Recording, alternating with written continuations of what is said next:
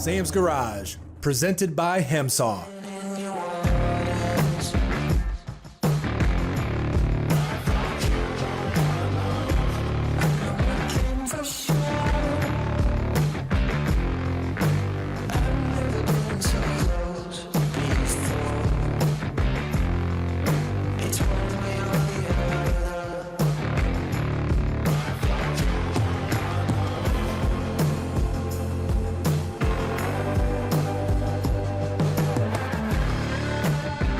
On this episode of Sam's Garage, Sam and the boys from Low Car work on installing the engine in the 68 Chevelle.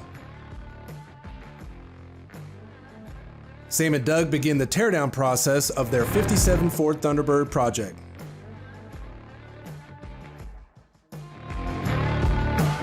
Sam continues preparing the 71 Chevelle for sale.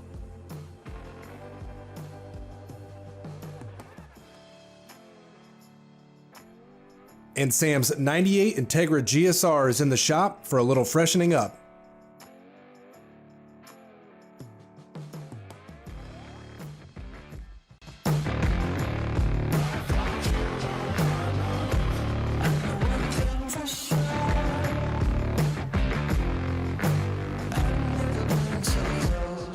Sam, Kevin, and Travis get to work on the 68 Chevelle by separating the engine and transmission.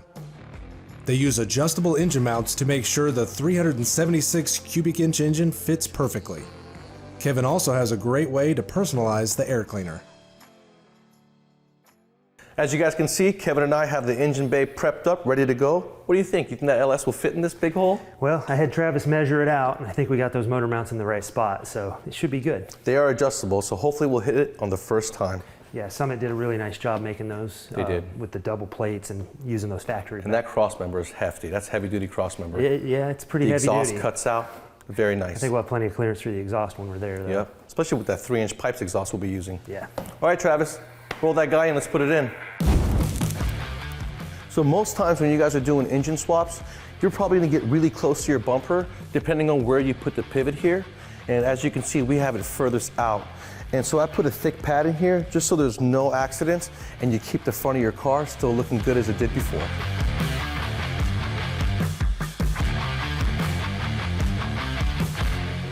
Well, Kevin, it looks pretty good. That fit very nice and it was very easy to get it installed. It was. Those brackets are super nice. I'm really glad we measured it. You know, we don't exactly know where we're gonna go, but at least we have a starting point. And it came out exactly where Travis said it would. Now we got to get up under there and see if that cross number is going to hit the right holes.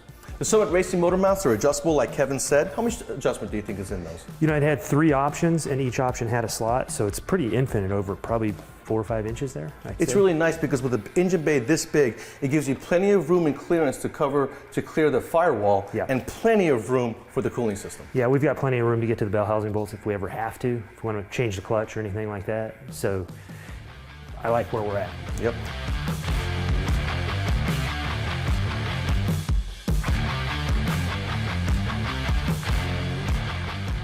That's gonna look so good right there. Sam, what are you doing?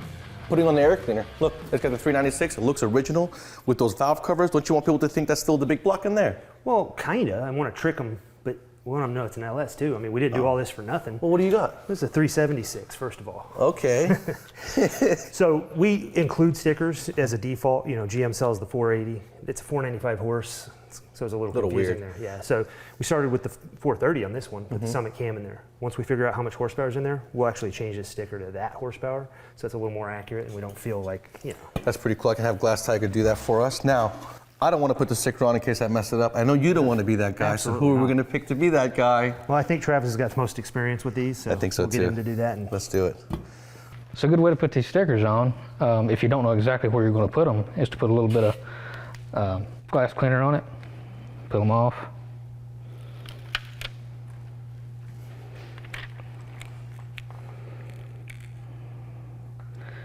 Put it on where you think you want it, because you can still move it around with the glass cleaner on it. What do you think, Sam? That's pretty straight. I thought the glass cleaner would mess you up, but that looks awesome. Good job. Thank you.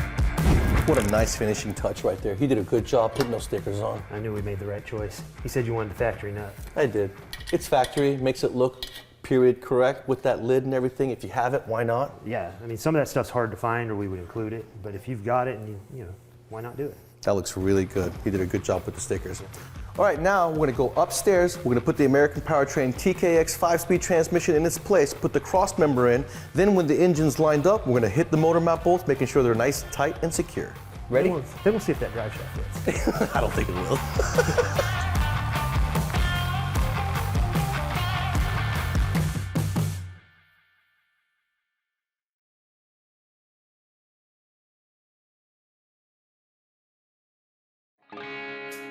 Sam's Garage, presented by Hemsaw.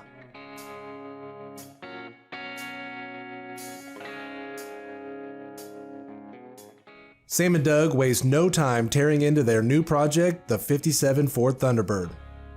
They get to work on removing the interior so that they can remove the transmission. In preparation, Sam's already drained all of the fluids to make the job easier. Doug and I are getting ready to start this season's project, which is our 57 Thunderbird. We're going to first start with removing the transmission because there is no other way to get the transmission and engine out together. Yeah, so we're going to have to go ahead and remove the top, take the interior, get everything unbolted so we can get that transmission out. We've already removed all the fluids, radiator, engine, transmission, and rear end, so we don't have to deal with any messes. That way when the transmission's out, we can go ahead and tackle the engine. Sounds good. So first thing Doug and I did was remove the top, giving us full access to the interior. Now we're going to have to remove the bench seat, 4 bolts under here, removes the seat, gives us access to the carpet, then we'll tackle the tunnel. Let's get after it.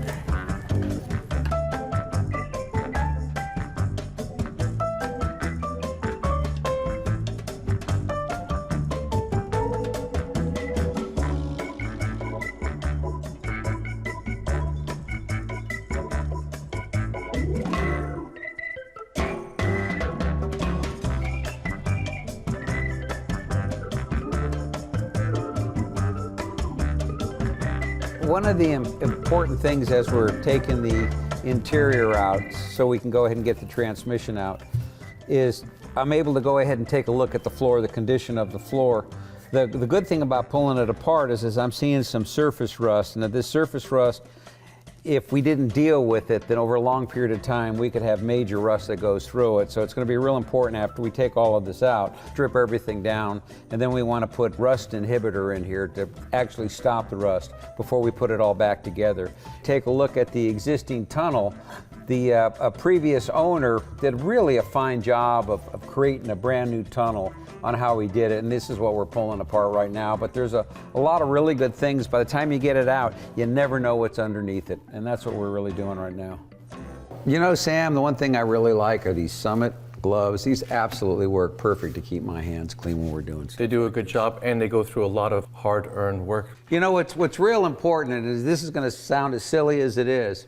We took some tape and we go ahead and put it here. And when you're getting ready to pull the U-joint, we want to go ahead and wrap it with tape.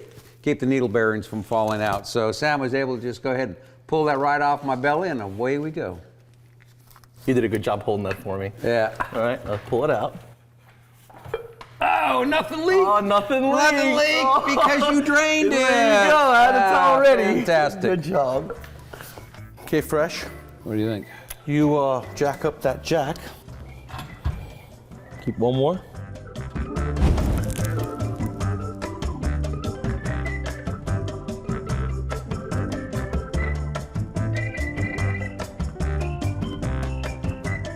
As I talked about earlier, I spent about a year looking for a car to do this, and we're running into things that I just didn't expect. The conversion was done by the previous owner, and he did a fabulous job, but what I just didn't expect as we pulled everything apart, this has very few miles on the conversion job, and you never really know what you're going to get into when you purchase a car like this, you get ready to do it. But I have to admit, I am just so impressed with what I'm seeing, and really to make our conversion, to put the Coyote motor in and the transmission that we're planning to use, has made our job so much easier. Guys, take your time when you're looking for something. Never get into a hurry, and sometimes you think you're going to lose a vehicle if you don't move on it real quick, but I tell you, if you take your time, you just don't get burned.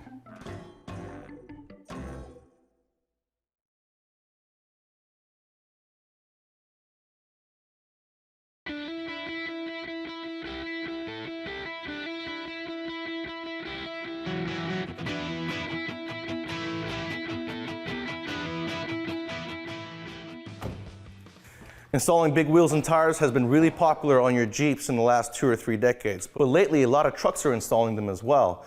Now on the trucks it's not so bad, but the Jeeps, you guys really need to consider replacing the ring and pinion on the front and rear axles. If you don't, you've added all this weight, you've added all that diameter, you've made your gear taller, so therefore you've slowed the Jeep down. What happens is the transmission heats up due to the fact that the torque converter is heating up, and you've lost a lot of power. So not only is it important to calibrate the speedometer, but it's very important to replace the gears according to the diameter wheel you have so that the Jeep has its power back. You never feel the fact that you've put your wheels on, and the biggest part about it is the transmission gets to work properly, doesn't heat up, and it'll actually live like it's supposed to from the dealership. Now back to more Sam's Garage. Sam continues getting the 71 Chevelle ready for sale by installing new emblems and headlight bezels. Along the way, he runs into a few minor issues, but he perseveres and encourages you to do the same.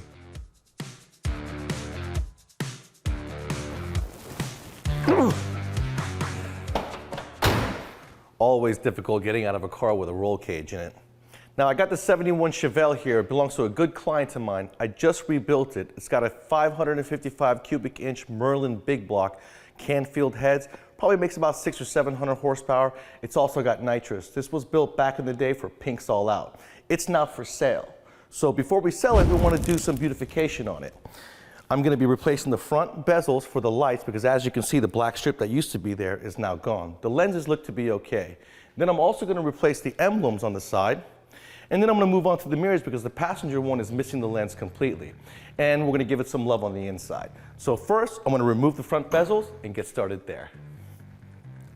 The factory bezel, this thing is original to the car. The black strip that's normally here is missing. And like I said, we're going to be selling this car, so we want to make sure that it looks its best. So when you're doing these bezels, this is the perfect time to check your lenses.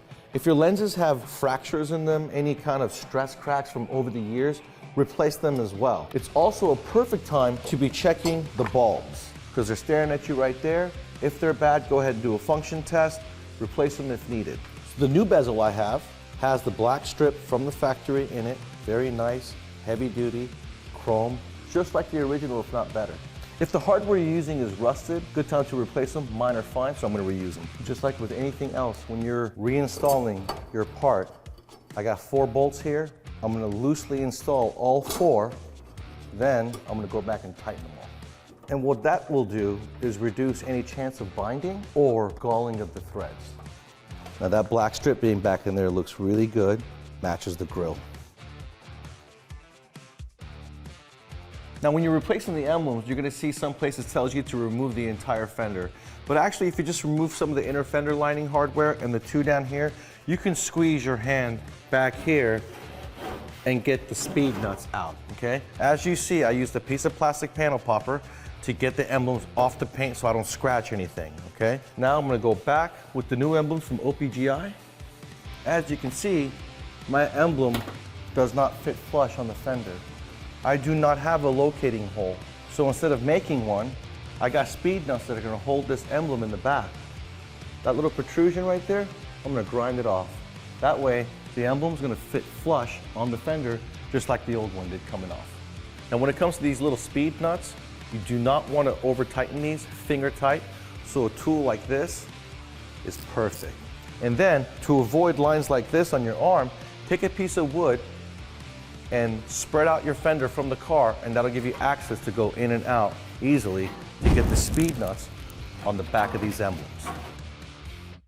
You know, there's nothing like putting new emblems and bezels, anything exterior that you can put on your car really brings out that newness, even if the paint looks old. Now, don't forget guys, on these older cars, if you will see a washer, if you see a shim somewhere, if you see something holding on a panel in a weird way, don't mess with it. There's a reason why it's like that. Just put it back the way you found it and the car will look just as good as it did before you worked on it. Now, maybe you guys don't have a Chevelle. Maybe you have a Pontiac, a Buick, an Oldsmobile, or even a Cadillac. Original Parts Group has everything you need to make those cars look just as good as we're making our Chevelle look before we sell it. Don't forget, Original Parts Group, helping you make every detail count for 40 years.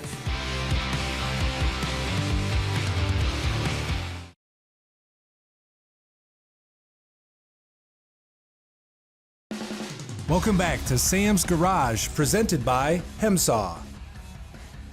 Sam has built over 1,000 Honda and Acura project cars throughout his career. His turbocharged 98 Integra GSR is in the garage for new seats and carpet. While the interior is out of the car, he takes the opportunity to add new sound dampening material. I got my Acura Integra in the garage today. This one I'm building for myself. In the past 20 years, I must have built over 1,000 of these. Now I've already had the paint done. I'm gonna start with the interior. I'm gonna do a Type R rear seat, and I'm gonna do matching front seats with the stitching to match the rear. I also wanna change the color of the carpet. I'm gonna be replacing the carpet, and I'm gonna use a red carpet. It's gonna look really nice with the accent of the stitching in the seats.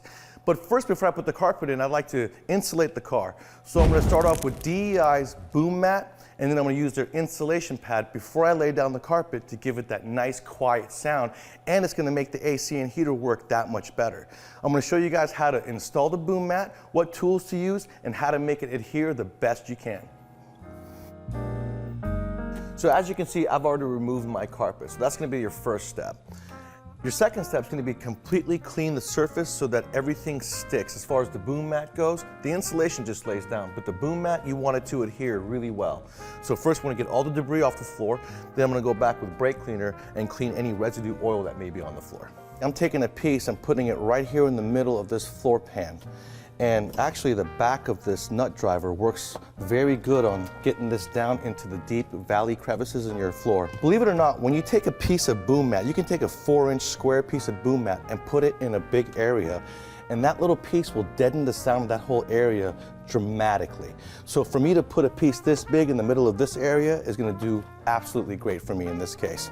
And then I'm gonna put pieces around the tunnel, making sure that I still got access to my hardware and anywhere there is bosses for bolts to go through. Now you can see I've cut 4 rectangular pieces with my DEI insulation pad. You can see this pad is roughly 1/2 inch thick. It's gonna feel really good under our feet once the carpet is down, and it's gonna give me one more layer of sound deadening. Now, you could adhere these pieces in place, but once the carpet is down, it's gonna keep the pieces in place, so there's no real reason to use glue and have to deal with that later on down the road. Right around here, I'm gonna make a cut so that this fits perfectly around this hump where the seat bolts onto, and that's going to keep my pad in place right here, and this being a cavity is going to keep the pad in place right there. Now that I got my pads in place, I'm ready to go ahead and reinstall the carpet. So what I'm going to do first, because I've got areas where I need to put bolts in for the seats, there's going to be 4 per side. To easily locate them when you install the carpet, put your bolts in the hole, keeping the heads out. That way, when you put the carpet down in place, you can feel for the heads of the studs. You can see where the bolts are and make nice clean cuts in your carpet, and everything will line up much better that way.